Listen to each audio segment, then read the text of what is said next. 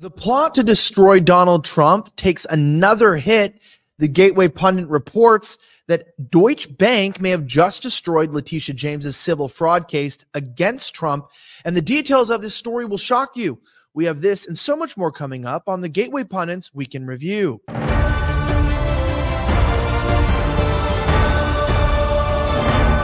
My name is Elijah Schaffer, and I hope you had a great week. This top story coming from Christina Lila at thegatewaypundit.com says Deutsche Bank may have just destroyed Letitia James's civil fraud case against Trump. Let's get into this. Radical Marxist New York Attorney General Letitia James is seeking $250 million in damages when there is no victim in this fraud case, and she is also seeking to ban Trump and his sons from operating any business in New York. She accused Trump of inflating his assets and defrauding lenders and insurance companies. A Deutsche Bank executive who worked to approve at least one of Trump's loans testified on Tuesday that it is atypical but not entirely unusual to reduce a client's asset values and still approve a loan. This type of lending is typical in high net worth, high profile clients like Donald Trump. Anyone with basic knowledge of banking, lending, portfolio, and credit risk management knows this. It goes on to say that a Deutsche Bank AG executive gave testimony that could bolster Donald Trump's defense in his civil fraud trial, telling a New York judge that prospective clients can get loans even after reporting a net worth far higher than the lender's own calculations, Bloomberg reported.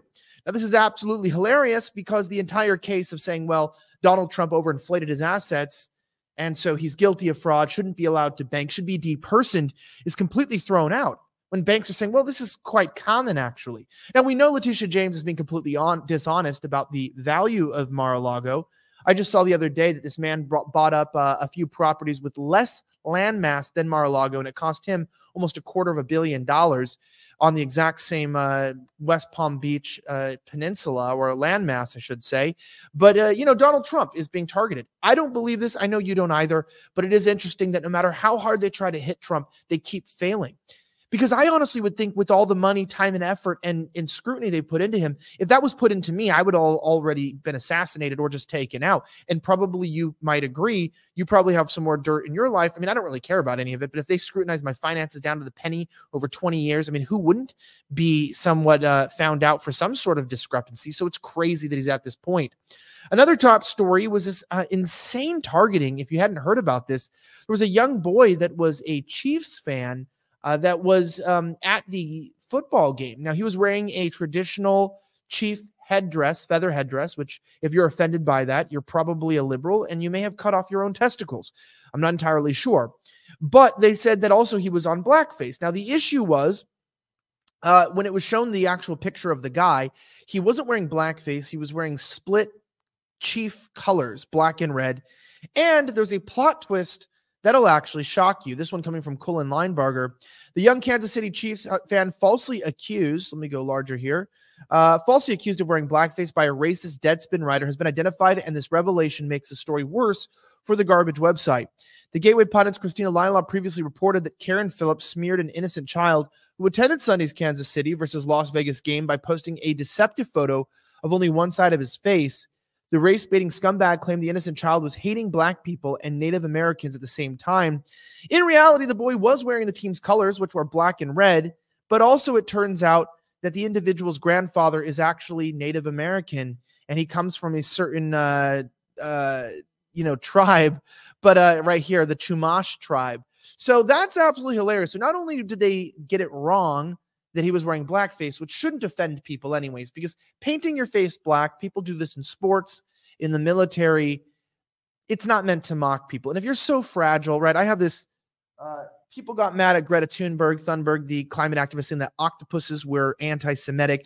I mean, if you look, there's real hateful people out there, but if you're getting offended by a kid in face paint or by a plushy octopus, you've really got to rethink your position in life. You're probably not a serious person, and you should probably just step away from making comments online, especially when you get it this wrong, right? Which Deadspin did. Attacking a child in the first place, I feel like that's off limits. Maybe you don't. Our next story is that Victor Davis Hansen warns America, brace yourself for what's coming in 2024. There is a video that goes along with this. I won't be showing it today, but I want to read this to you. The essence of Hansen's message is a reminder of how far the left went to stop Trump and that people should be prepared for them to do anything for this time. It is an ominous warning, but it's important to think ahead and be mentally prepared for anything because that's what is on the table. Victor Davis Hansen said they look at Trump as a vampire and they put a stake in his heart, but they're afraid that the stake could come out at any time, that he's undying, and they're afraid of him. They are terrified of him. They are terrified of him because they think that he's smarter this time and that he has just cause to get really get angry because of what they did to him. They can write all of the Atlantic Monthly and New York clever, glib little essays about Donald Trump as a threat to democracy, and their little Molly Ball and Time magazine essays, how clever and brilliant they are with their cabals and conspiracies to get rid of him. But deep down inside, they know that if the night ever did that to Barack Obama or Joe Biden, they could have really made something out of the fact that Barack Obama had a hot mic expose where he told the president of Russia, "You tell Vladimir that I will be flexible on missile defense. That's the security of the United States of America. If he gives me space in my last election." Putin did do that. That's an impeachable offense if a phone call to Ukraine is. So they understand that the right could have done that to them, and they understand now the right probably will do that to them for their own survival, and they are scared.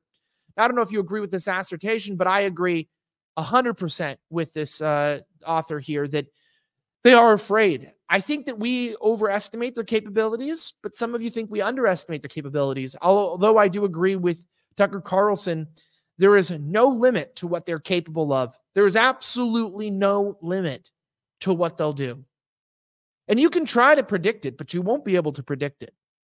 Because the things that they have planned are so nefarious, evil, and diabolical, I'd probably get kicked off the internet for even suggesting what they'll probably do. That's the truth.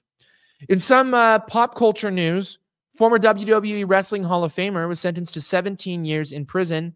This is from Cassandra McDonald. Former WWE star Tammy Sunny Stitch has been sentenced to 17 years in prison for a fatal 2022 car crash while driving under the influence. Stitch, 50, pleaded no contest in August to charges related to the crash and death of 77-year-old Julian LaFrance Lassiter. And there's a video that goes along with it at thegatewaypundit.com. But Stitch broke down in tears in the courtroom and apologized for what she had done.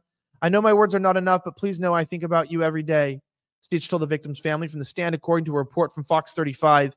"Every second of every day, and I will do whatever I can to make the changes that I need to make sure this never happens again. No one should have to go through this, and please know that every single second of every day since the crash, I wish I could change places with him." At the time of the crash, Stitch had a blood alcohol content 3.5 times the legal limit. Now, many of you have probably driven under the influence when you were younger, maybe some now, even when you're older, but please be careful when you're on the road and don't overestimate, always underestimate how much you've had to drink. And if worse comes to worse, or I should say the best case scenario is just don't drink at all when you plan on driving. Always get a designated driver or sleep at the destination. We got to normalize that, sleeping at the destination. I'm talking about like homes, your friends and stuff. We're all getting older, so you're not probably staying out too late. This also story coming from Jim Hoff is that a U.S. Navy medical officer exposes Defense Department's data showing alarming increase in heart-related issues among pilots following COVID-19 vaccination. Myocarditis is up 151%. Heart failure is up 973%. You can watch the video at thegatewaypundit.com. I encourage you to always go to the website, check out these stories, fact check me, and always let me know in the comments if you disagree with what I have to say. I really love talking to you guys and going over the top stories of the week. We try to release a new video every Monday and Friday here on rumble.com/thegatewaypundit. You can also watch the videos on my articles that are directly on the website at thegatewaypundit.com.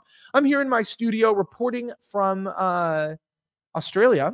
I am an American citizen. I do live in the United States. My business is in the United States. I'm just taking care of some business out here for an extended period of time. And I will be back to the U.S. I'm excited. The election is coming up, so let's get ready. Continue to please to share these reports, drop a like, and give me your feedback. My name is Elijah Schaffer. Have a great rest of the week, and may God bless the United States of America. I'm signing out.